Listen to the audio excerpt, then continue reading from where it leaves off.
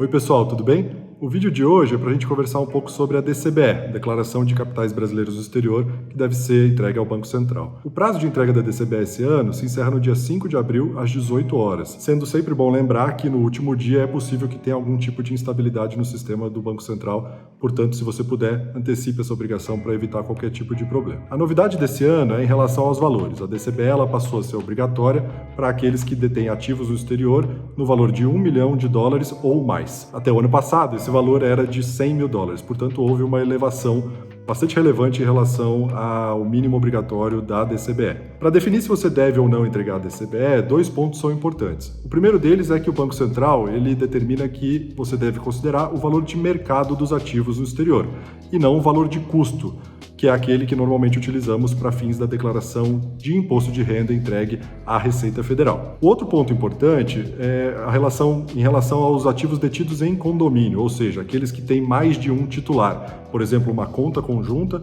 ou um imóvel no exterior.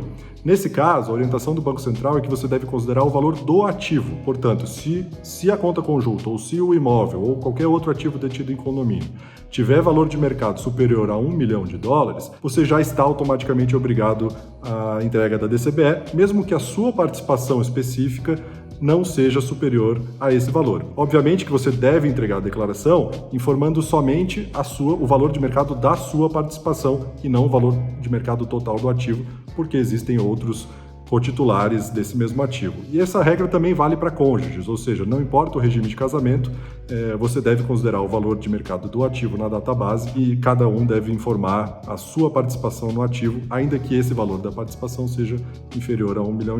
Para terminar, o último ponto importante é em relação às PICs, as chamadas Private Investment Companies, que são as companhias no exterior que detêm portfólios financeiros e outros ativos. Nesse caso, é sempre bom ter um balanço patrimonial elaborado, uma demonstração financeira elaborada por um assessor contábil especializado, porque o Banco Central vem pedindo cada vez mais informação em relação a esse tipo de ativo. Esse ano nós temos que abrir o balanço dentro da declaração, basicamente para informar o total do ativo, o total do passivo, o total do patrimônio líquido, lucro apurado, prejuízo apurado e também lucro distribuído. Então, cada vez mais importante a elaboração de demonstrações financeiras para a declaração das PICs no exterior. Qualquer dúvida, procure o seu assessor e o time também de Wealth Planning está à inteira disposição de vocês para conversar sobre o tema.